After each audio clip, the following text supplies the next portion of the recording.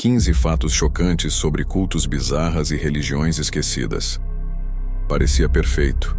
Clickbait puro, prometendo mergulhar nas práticas mais estranhas e perturbadoras da história e dos cantos obscuros do presente. A princípio, era apenas um projeto cínico. Eu pegaria algumas informações perturbadoras, daria uma roupagem sensacionalista e voilá. Tráfego. Mal sabia eu que a pesquisa não seria superficial. Mal sabia eu que eu não seria apenas o observador. Eu comecei a cavar.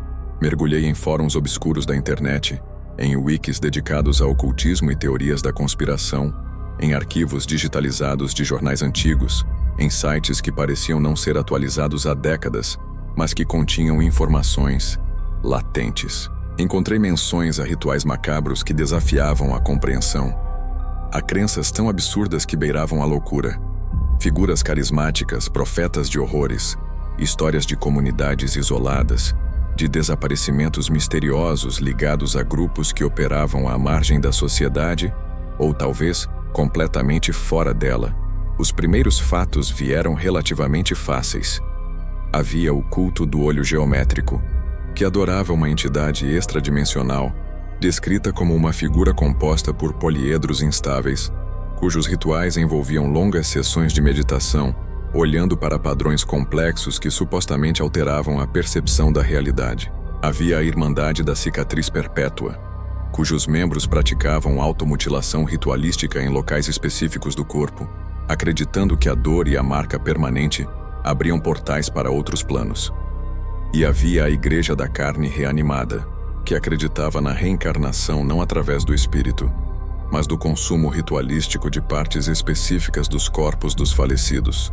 Um ato que supostamente transferia a essência vital e a memória. No início eram apenas notas perturbadoras, histórias distantes, exóticas no pior sentido da palavra. Material para o meu artigo. Mas então as coisas começaram a ficar estranhas. No começo eram pequenas anomalias. Meu computador, que sempre funcionou perfeitamente, começou a falhar de maneiras bizarras. Documentos de pesquisa corrompidos com símbolos estranhos incrustados no texto. Pop-ups que não podiam ser fechados e que exibiam imagens perturbadoras por frações de segundo. E-mails sem remetente com linhas de assunto em idiomas que eu não reconhecia. Comecei a sentir uma sensação persistente de estar sendo observado, mesmo quando estava sozinho em casa. Os pesadelos começaram. Não eram apenas sonhos ruins. Eram vívidos, detalhados, perturbadoramente reais. E sempre relacionados aos temas da minha pesquisa. Via formas geométricas se contorcendo no escuro. Sentia o corte frio na pele. O gosto. Não, melhor não descrever o gosto. Eu os descartei. Estresse, disse a mim mesmo. Paranoia, fruto da imersão nesse material sombrio por horas a fio. Mas a negação estava começando a falhar. Ao pesquisar sobre um dos fatos seguintes, talvez o ponto 6 ou o 7, aquele sobre o grupo que se comunicava por sussurros ressonantes emitidos através de um portal encontrado em um local abandonado, eu tropecei em algo que parecia mais vivo. Não era apenas história empoeirada, era algo com ressonância no presente. Encontrei um fórum online ativo, usando uma linguagem codificada que eu comecei a reconhecer, baseada nos textos de um dos cultos esquecidos. Vi símbolos antigos aparecendo em contextos modernos inesperados. Em pichações de rua, em postagens criptografadas em redes sociais, até mesmo em estampas de roupas. A curiosidade cínica que impulsionou meu projeto inicial começou a dar lugar a um fascínio inquietante. E pela primeira vez senti uma pontada real de medo. Um medo frio, que não vinha das histórias que eu lia, mas da possibilidade de que elas não fossem apenas histórias. A pesquisa deixou de ser um projeto para se tornar uma obsessão. Eu mal dormia, mal comia. Cada nova informação era uma peça de um quebra-cabeça macabro. Comecei a conectar os pontos entre diferentes cultos e crenças que, à primeira vista, pareciam independentes. Notei padrões, símbolos recorrentes que eu agora via em todo lugar. Nomes que apareciam em Contextos completamente diferentes, mas sempre ligados a práticas estranhas, a eventos inexplicáveis. A linha entre fatos chocantes para um artigo e um possível plano maior, uma rede subterrânea de crenças e práticas, começou a se confundir perigosamente na minha mente. Minhas anotações tornaram-se um emaranhado de setas, conectando nomes, datas, símbolos, locais, um mapa do horror. E as coisas pioraram, escalaram. Não eram mais apenas falhas no computador. Objetos em minha casa estavam fora do lugar quando eu tinha certeza de tê-los deixado em outro. Ouvi ruídos estranhos à noite, arranhões nas paredes, passos no corredor quando estava sozinho. Sombras se moviam no canto do meu olho, desaparecendo quando eu olhava diretamente. Comecei a sentir toques frios, como dedos gelados deslizando pela minha pele quando não havia ninguém por perto. E os sussurros, no começo, eram inaudíveis, como se estivessem à beira da audição, apenas um zumbido perturbador no fundo da mente. Mas ficaram mais claros, embora ainda ininteligíveis.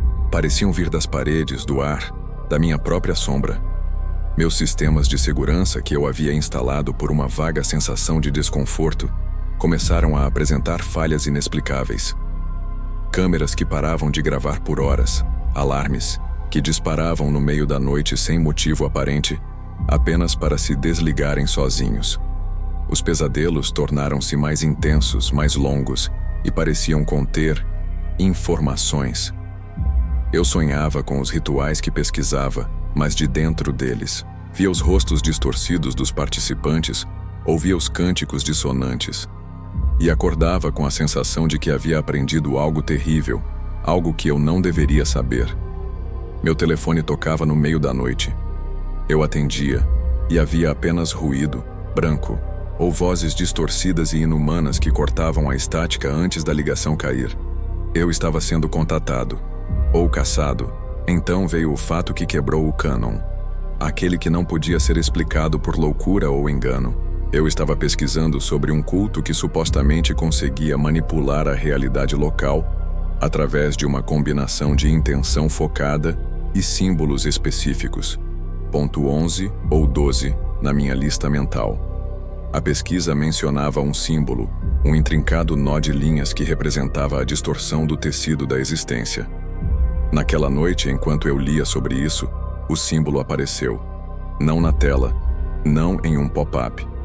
Apareceu, em minha parede. Era como se a tinta tivesse se movido, se retorcido, formando o padrão perturbador. Era físico, inegável. Eu o toquei. Estava frio, estranhamente frio. Não era tinta, não era grafite. Era outra coisa. Naquele momento, soube que não era paranoia. Era real. Minha sanidade começou a ceder de verdade. A falta de sono, a imersão constante no material perturbador e os eventos estranhos me levaram ao limite. Eu tinha dificuldade em distinguir a realidade dos delírios, dos pesadelos que agora pareciam vazar para a vigília. O medo se tornou meu companheiro constante, uma presença fria e pesada na minha garganta. Eu me isolei.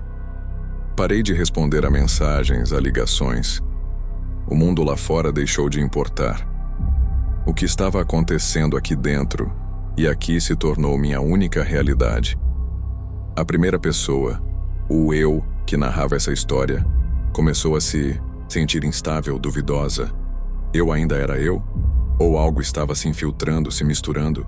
Foi através da pesquisa febril, de noites em claro navegando em arquivos esquecidos e comparando símbolos, e através das anomalias cada vez mais ousadas, que comecei a suspeitar. Os 15 fatos não eram apenas elementos desconectados, bizarrices, isoladas da história humana. Eram partes de algo maior, um ritual, uma profecia, uma rede de grupos que, sem saber, estavam todos servindo ao mesmo propósito. Percebi padrões que ligavam o culto geométrico à Irmandade das Cicatrizes, à Igreja Canibal e a todos os outros que eu havia descoberto.